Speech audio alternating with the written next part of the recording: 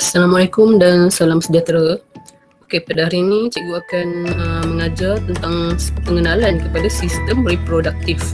Okey, sistem reproduktif ni apa dia? Ya. Okey, kalau reproduktif ni sebenarnya nama yang sedap sikit daripada sistem peranakan, sistem pembiakan. Okey, kalau cakap pembiakan ni mestilah ada lelaki dan perempuan. Okey, dua jantina ni je yang boleh membiak Okey, sekarang kita tengok kepada, tunjukkan buku teks kamu lah. Okey, tajuk kesihatan diri dan reproduktif.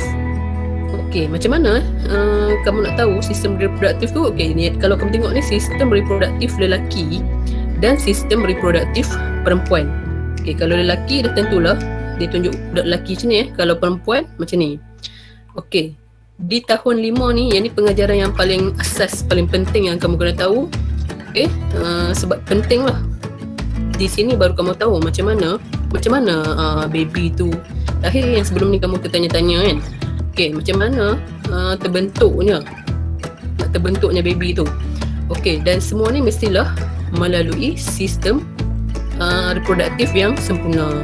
Okay, kalau tengok lelaki, dalam sistem reproduktif lelaki, dalam ni, sekarang kalau kita membincangkan tajuk ni, tak bolehlah ada perasaan malu.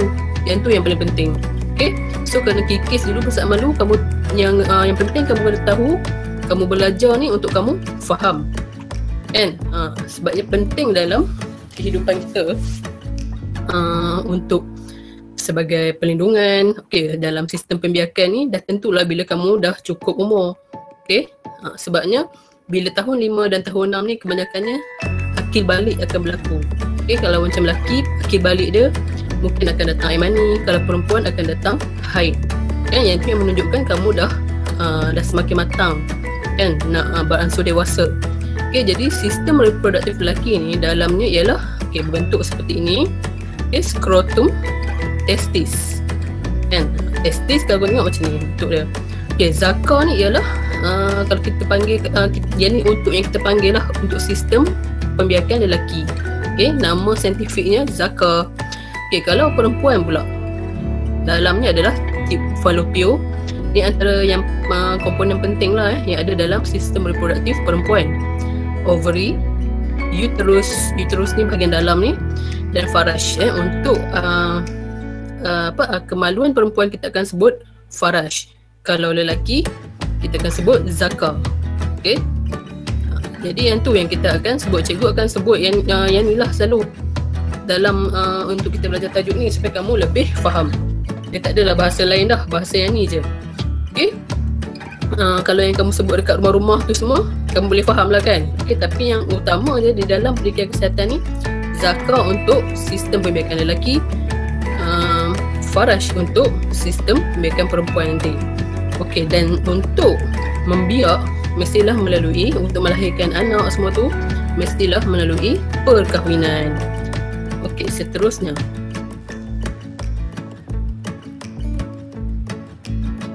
Okay, tengok kartun ni cakap, mari fahami proses kejadian manusia. Okey, macam mana proses kejadian manusia tu berlaku?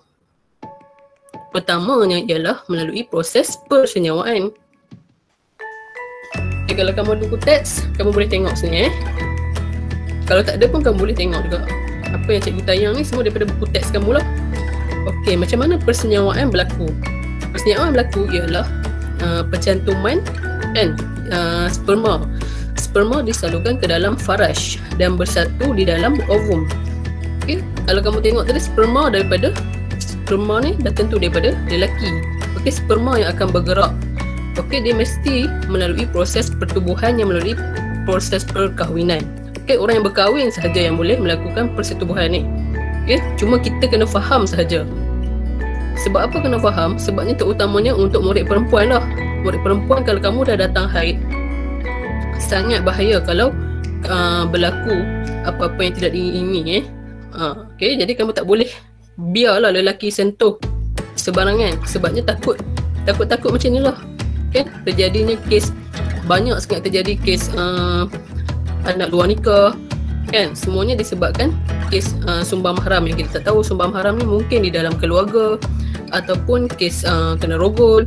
Jadi kalau boleh, seboleh-bolehnya kamu kenalah jaga diri dan elakkan daripada perkara-perkara yang tak diingini ni. Okay, sama juga dengan lelaki, kamu kena tahu bila sperma, bila berlaku persetubuhan ni, sperma akan bercantum dengan ovum ni, ialah perempuan punya, telur di dalam perempuannya. Sperma ni lelaki, so dia akan bercantum di dalam ovum. Ovum ni ialah di dalam kemaluan perempuan lah, dalam sistem pembiakan perempuan. Okay, bila dah bercantum ni, terbentuk macam ni Okay, bila terbentuk ni namanya ialah zigot, kan? Okay, zigot ni dia akan membesar dan menjadi embrio. Okay, kalau kamu tengok embrio macam ni lah. Embrio ni dia dah nampak dah macam kalau tengok kalau siapa yang mengandung kan, kalau ibu-ibu yang mengandung, dia akan scan. Kita akan scan nak tahu, dia macam nak tahu kedudukan bayi tu macam mana, bayi tu sihat ke tak.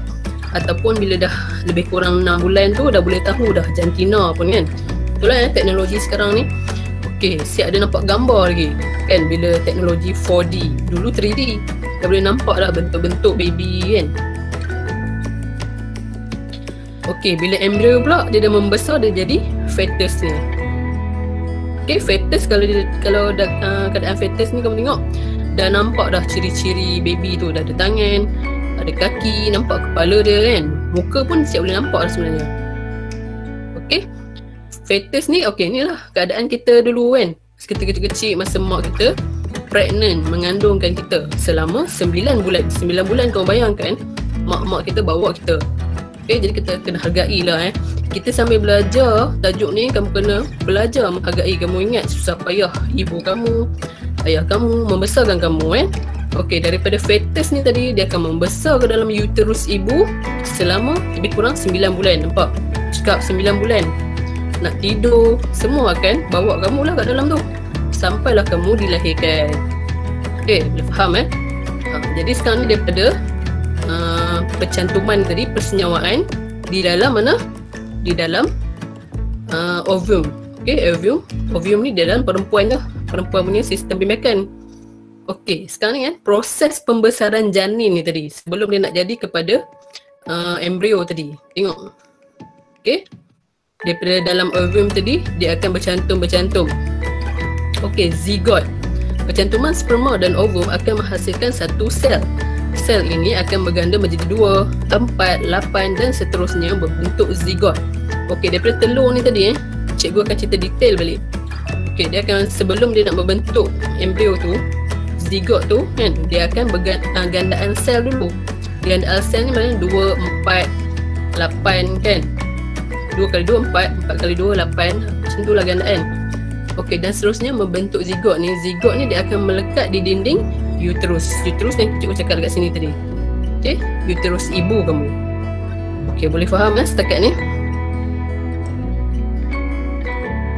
Okey, so untuk hari ni ini sahaja dulu. Yang penting balik kepada ni tadi, cikgu nak kamu tahu sistem reproduktif lelaki dan sistem reproduktif perempuan.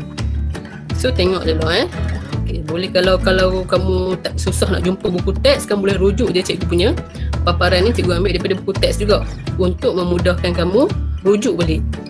Okay, so nanti kalau cikgu tanya latihan soalan, kamu akan rujuk balik video ni. Okay, itu saja untuk hari ini. Terima kasih.